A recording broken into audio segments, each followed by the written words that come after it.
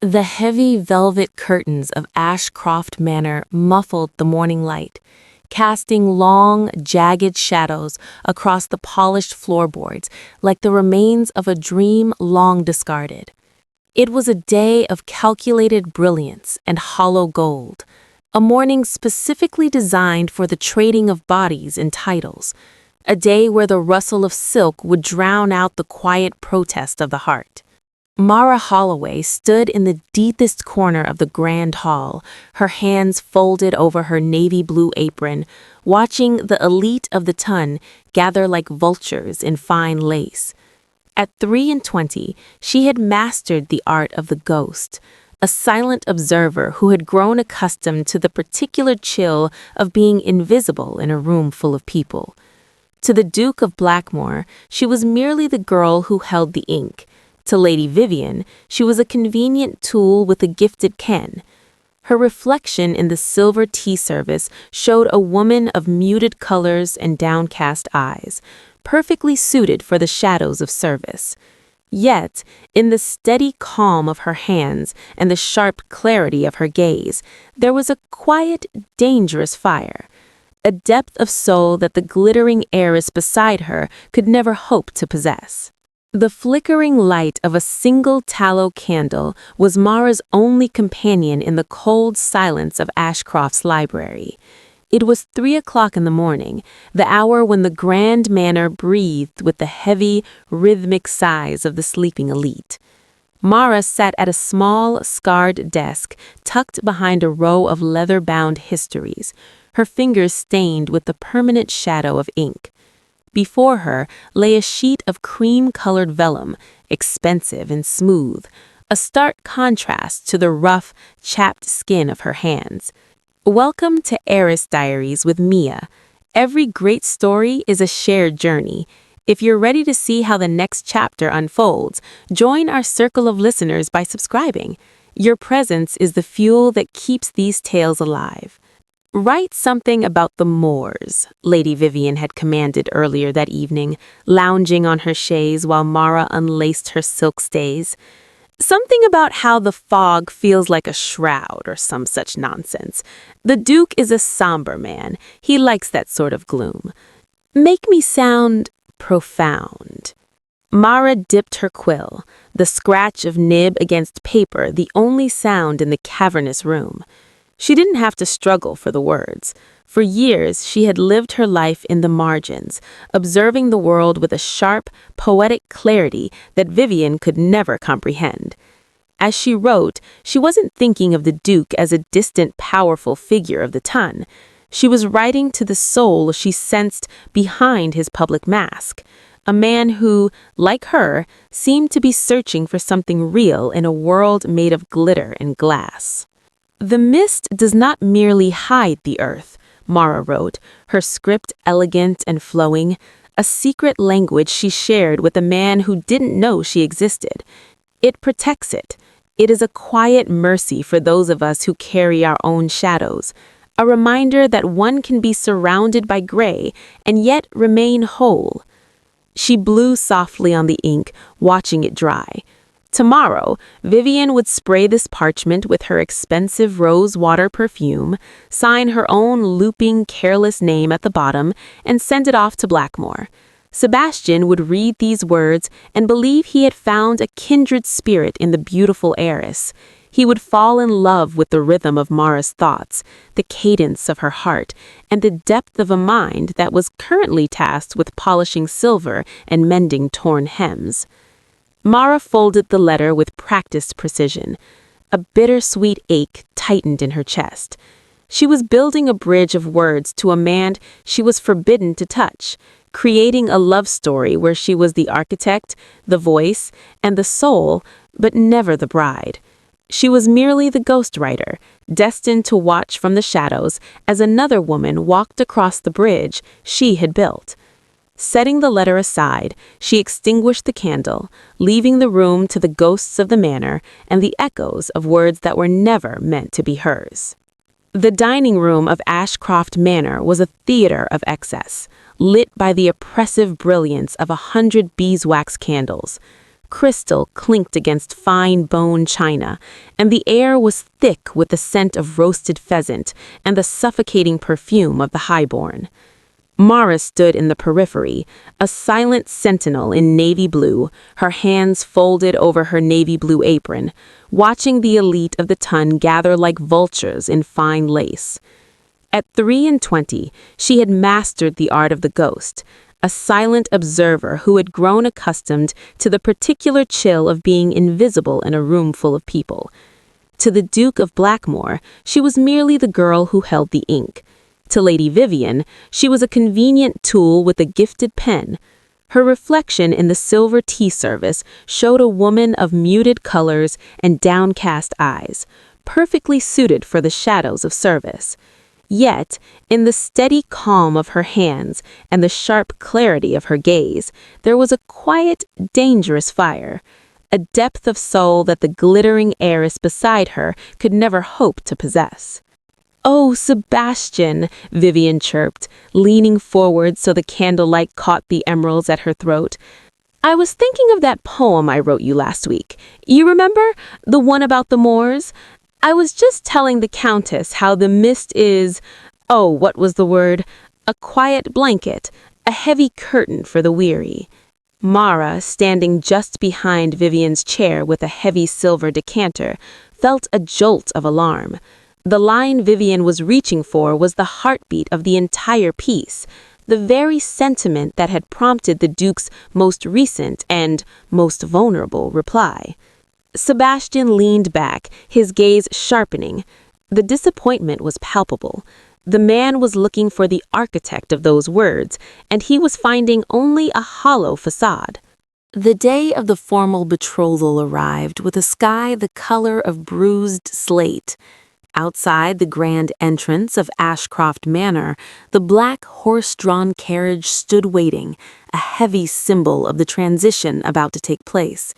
Lady Vivian was a vision of triumphant lace and silk, her hand resting possessively on the carriage door as the Ashcroft patriarch held out the marriage contract, his eyes gleaming with the desperate hope of a man about to be saved by a duke's signature. Sebastian Blackmore stood before them, the dark wool of his coat absorbing the pale morning light. He looked not at the contract, nor at the heiress who wore her beauty like a weapon. His gaze was fixed on the steps behind them, where the household staff stood in a rigid line of navy blue uniforms. There, at the very end, stood Mara. She was as still as a statue, her gray dress fluttering in the cold wind, her eyes fixed on the gravel as if trying to disappear into the very earth. "The dowry is settled, Your Grace," Lord Ashcroft prompted, his voice thin with anxiety. "The Ashcroft fortune joined with the Blackmore title. It is a perfect union." Sebastian took the fountain pen, but he did not touch it to the parchment. Instead, he looked at Vivian, who was already smiling for the imaginary crowds of the ton.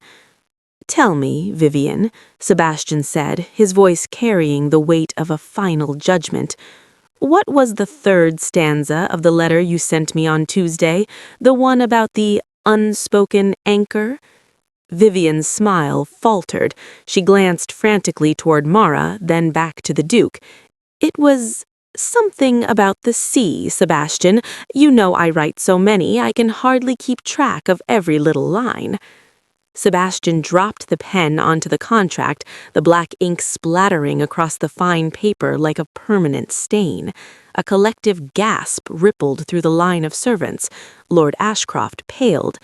"Sebastian, surely—" "I have spent my life surrounded by beautiful, hollow things," the Duke said, his voice ringing out in the courtyard. "I thought I was marrying a woman of depth and soul. I realize now I was merely being sold a reflection." He turned his back on the heiress and the carriage, walking toward the grand staircase. The elderly matriarch of the Ashcroft family stepped aside, her expression one of frozen shock. Sebastian stopped directly in front of Mara. She finally looked up, her pale gray eyes wide with a mixture of terror and dawning realization. "You were the anchor, Mara," he whispered, loud enough for the silent witnesses to hear. "You were the one who understood the mercy of the gray." He did not wait for the world to stop spinning. He reached out and took Mara's ink-stained hand in his grip firm and respectful. "Lady Vivian has no need of a maid today, but I have a desperate need of a duchess who speaks the truth." Beneath the judging eyes of the household and the ruins of £1 million contract, the Duke led the girl in the navy blue apron toward the carriage. The life Mara Holloway had known was over. The carriage door opened not for an heiress, but for the ghost who had finally been seen. The arrival of the Dowager Duchess was heralded by the sharp, rhythmic strike of a cane against the marble of the great hall. Lady Catherine Blackmore was a woman carved from ice and ancient pedigree, her presence so formidable that even the shadows seemed to retreat. She did not greet Mara. She inspected her, her lorgnette raised like a duelist's pistol. "So," the dowager remarked, her voice a desiccated rasp that carried the weight of centuries, "this is the ink-stained girl who thinks she can wear the Blackmore diamonds. My son has always had a penchant for strays, but a housemaid is a particularly colorful choice." Sebastian moved to intervene, but a sharp tilt of his mother's head silenced him. "If she is to sit at my table, Sebastian, she must at least be able to converse. We are hosting the Comte de Valois for dinner. Mara, tell me, en français, what you think of the Priory's architectural lineage." The room grew thin with tension. Mrs. Gable and the housemaids lingered in the doorway, their faces taut with suppressed anticipation of Mara's failure. Mara felt the familiar prickle of heat at her neck, the old urge to drop a curtsy and flee. But then she looked at Sebastian, seeing the quiet confidence in his eyes, and she remembered the midnight hours in the Ashcroft library, reading the classics while the rest of the world slept. "Le prieuré est un témoignage de la force et de la permanence," Mara began, her accent fluid and elegant, surprising even herself. "C'est une forteresse de pierre qui, bien que froide au premier abord, protège l'esprit de ceux qui y habitent. C'est une architecture de vérité, pas de parure." The dowager's eyes narrowed, a flicker of something, perhaps irritation, perhaps curiosity, crossing her face. She turned abruptly toward the grand piano, a magnificent instrument of rosewood and ivory. "Linguistic mimicry is one thing, artistry is another. My mother's people were musicians. A duchess must possess a soul that can speak without words. Play." Mara walked to the piano, her heart a frantic bird against her ribs. Her fingers, still marked by the ghosts of service, hovered over the keys. She did not choose a grand, showy concerto. Instead, she played a haunting, melancholic nocturne she had composed in her head while scrubbing the floors of the Ashcroft Gallery. The music filled the room like a rising tide. It spoke of the gray mist on the moors, the silence of the unobserved, and the fierce hidden fire of a heart that refused to be extinguished. When the final note faded into the rafters, the silence was no longer suffocating, it was stunned. The Dowager Duchess stood slowly, her cane forgotten for a moment. She looked at Mara's steady hands, then at her son's proud face. "You have the hands of a servant," the old woman whispered, her voice stripped of its venom, "but the heart of a queen. It seems my son was more observant than I gave him credit for." The debutante ball was a sea of shimmering silk and predatory whispers, held in a ballroom that felt more like a battlefield. Mara stood at the top of the grand staircase, her hand trembling slightly as it rested on Sebastian's arm. She wore a gown of midnight blue that matched the depth of the evening sky, but her throat felt tight, as if the Blackmore sapphires around her neck were a collar rather than a crown. Sebastian sensed her unease, his fingers tightening over hers in a silent promise. "Head high, Mara. You are the brightest light in this room." But as they descended, the usual hum of polite conversation didn't just falter, it curdled. The air grew thick with a sudden jagged tension. Mara noticed the way the guests were clutching their evening broadsheets, their eyes darting from the newsprint to her face with a mixture of horror and glee. At the edge of the dance floor, Lady Vivian stood like a vengeful specter in crimson, a cruel smile playing on her lips. She had not come to dance, she had come to burn the house down. In her hand, she flourished a copy of the Morning Chronicle, where the headline screamed of the Maid of Blackmore and detailed Mara's history of scrubbing floors and emptying slops. "Is it true, then?" a young baron rang out from the crowd, emboldened by the scandal. "Does the Duke intend to make us bow to a girl who once polished our boots?" The question acted as a spark to a tinderbox. The refined mask of the Tans slipped, revealing the ugly sneer of class preservation. A wave of jeers and whistles rose from the back of the room, and someone hurled a glass of champagne that shattered at the hem of Mara's gown. The music died a strangled death as the orchestra fled the impending chaos. Mara felt the world tilting. The shadows of the Ashcroft kitchen seemed to reach out for her, whispering that she had always been a fool to believe she could escape them.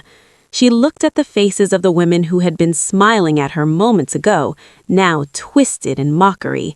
But Sebastian did not flinch. He stepped in front of her, his presence a dark, immovable wall against the rising tide of the mob. "Silence!" his voice thundered, vibrating with a lethal authority that froze the room. He turned his gaze slowly toward Vivian, his eyes like flint. "You think you have unmasked a servant, but you have only unmasked yourselves. You value blood and gold, while I value the soul that saved me from the hollow life you all lead." He reached back, taking Mara's hand and pulling her forward until they stood as one. "If you cannot show respect to the future Duchess of Blackmore, then you are no longer guests in my house." The riot died in their throats, replaced by a stunned, simmering silence. But as Sebastian led her from the room, Mara saw the look in Vivian's eyes. This wasn't the end. It was a declaration of war, and the maid was now the only target. The aftermath of the ball lingered like the smell of charred wood. The scandal had not retreated, it had emboldened the vultures. 2 days later, the confrontation came not in a ballroom, but in the sprawling, manicured gardens of Hyde Park, where the elite gathered to see and be seen. Lord Sterling, a man whose mouth was as loose as his morals, sat atop his stallion, surrounded by a tittering circle of gentlemen. As Sebastian and Mara's carriage passed, Sterling raised his voice, ensuring it carried over the morning breeze. "Look there, the Blackmore carriage, now featuring a footstool on the velvet seat. Tell me, Blackmore, does she still smell of lye and floor wax, or have you found a perfume thick enough to mask the scent of the scullery?" The air in the park seemed to freeze. Sebastian signaled the driver to stop. He did not rush. He stepped from the carriage with a terrifying, predatory grace. Mara reached for his sleeve, her heart hammering against her ribs. "Sebastian, don't. It doesn't matter what they say." "It is the only thing that matters," he replied, his voice a low, lethal vibration. He walked toward Sterling, who was still smirking, though his eyes began to dart toward his friends for support. Sebastian stopped an arm's length away, looking up at the rider with a coldness that felt like a physical weight. "Lord Sterling," Sebastian said, his tone deceptively soft, "you have mistaken my silence for tolerance. You have insulted the woman who will bear the Blackmore name, a woman whose character is as far above yours as the stars are above the mud." Sterling scoffed, trying to regain his bravado. "She is a servant, Sebastian. You cannot change—" In a flash of movement too quick for the eye to follow, Sebastian's hand shot up, seizing Sterling by his fine silk cravat and hauling him half out of his saddle. The horse whinnied in alarm, but Sebastian held fast, his knuckles white. "You will dismount," Sebastian hissed, his face inches from Sterling's. "You will kneel in the dirt of this path, and you will apologize to my future Duchess. If you do not, I will not bother with a duel. I will simply break you here, in front of your friends, and ensure that by nightfall, no bank in London will touch your family's name." The smirk vanished. Sterling looked at the Duke, really looked at him, and saw a man who had moved beyond social decorum into a place of primal, protective fury. Shaking, Sterling scrambled down from his horse. Under the stunned gaze of the ton, the proud lord dropped to one knee in the gravel before the carriage door. I apologize, Miss Holloway," he stammered, his face a mask of humiliation. "My words were uncalled for." Sebastian didn't look at the man in the dirt. He turned back to Mara, his expression softening instantly as he reached for her hand. In that moment, as he helped her back into the safety of the carriage, Mara finally understood. This wasn't a game of titles or a rebellion against his class. He was her shield, her champion, and for the first time in her life, she felt entirely, undeniably safe. The sanctuary of the Blackmore Library was a far cry from the dusty corners of the Ashcroft Manor, yet Mara still found herself drawn to the smell of old paper and the safety of the shelves. Sebastian had spent the morning closeted with his solicitor, Mr. Thorne, who had arrived with a worn leather satchel and an expression of grave importance. When they finally emerged, the air between them was thick with a truth that had been buried for 20 years.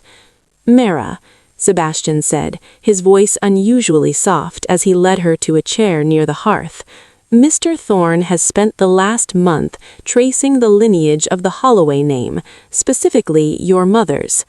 Mara felt a familiar coldness seep into her bones.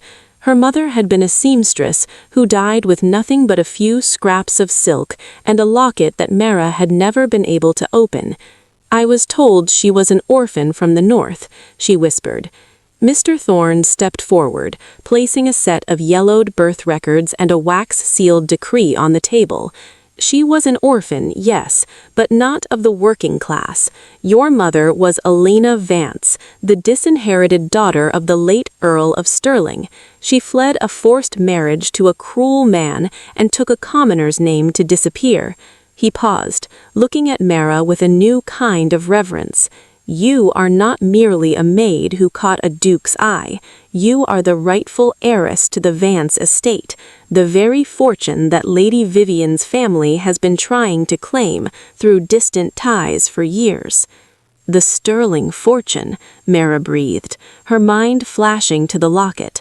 Sebastian reached out, pressing a small silver key into her palm, the one his locksmith had finally forged. As the locket clicked open, it revealed a miniature portrait of a woman with Mara's exact gray eyes, wearing the Sterling crest. It was the final piece of the puzzle, a silent testimony from a mother to a daughter. "The ton wanted a scandal," Sebastian said, his eyes burning with a fierce, satisfied light. "Now they will have to reckon with the fact that the woman they tried to ruin is more noble by blood and by spirit than any of them." He knelt before her, not as a duke to a subject, but as a man to his equal. "You were never a mistake, Mara. You were a queen in exile, and it is time we claimed your crown." The wedding of the Duke of Blackmore was not the cold, transactional affair the ton had predicted. It was held in the ancient chapel of the Priory, where the light filtered through stained glass in shades of ruby and gold, bathing the stone in a warmth it hadn't known for generations. There were no predatory whispers today, no vultures in lace. Sebastian ensured the pews were filled only with those who looked upon Mara and saw a woman, not a scandal. Mara walked down the aisle not as a ghost, but as a revelation. Her gown was of ivory silk, simple and elegant, devoid of the heavy, ostentatious lace Vivian would have favored. In her hands, she carried a bouquet of wild moorside heather, a nod to the landscape that had first connected her soul to Sebastian through the scratch of a quill. Behind her, the Dowager Duchess sat in the front pew, her chin tilted high, her gaze fixed on Mara with a fierce, protective pride, signaling the end of any remaining dissent within the household. When she reached the altar, Sebastian took her hands. His touch was no longer just a shield. It was an anchor. He looked at her with an openness that made the rest of the world fall away, his dark eyes shining with a vulnerability he had once thought was a weakness. "I, Sebastian, take you, Mara," he vowed, his voice steady and resonant in the hallowed silence. He didn't speak of titles or estates. He spoke of the quiet mercy she had brought into his life and the light she had cast into the shadows of his heart. Then came the moment that felt like the closing of a great, heavy circle. The marriage register was brought forward, the same heavy parchment that had once been splattered with ink on the day Sebastian rejected Vivian. Mara took the silver pen, the same tool that had once been her only weapon in the darkness of the Ashcroft library. For years, she had signed names that weren't her own. She had lived in the margins, a ghostwriter for a life she wasn't allowed to lead. But as she touched the nib to the paper, her hand was perfectly still. She didn't sign as a maid, and she didn't sign as a puppet. Mara Vance Holloway, she wrote, her script as elegant and bold as the poetry that had brought them together. Below it, Sebastian signed his own name, their signatures intertwining like the ivy on the priory walls. As they stepped out of the chapel and into the crisp morning air, the Maid of Blackmore was gone. In her place stood a duchess who was no longer invisible, a woman who had proven that the most powerful contracts aren't written in gold, but in the truth of a seen heart. The carriage waited to take them home, but for the first time, Mara didn't look at it as a means of escape. She looked at it as a beginning. If this story found a home in your thoughts today, consider subscribing. It's the simplest way to ensure you're here for the next one.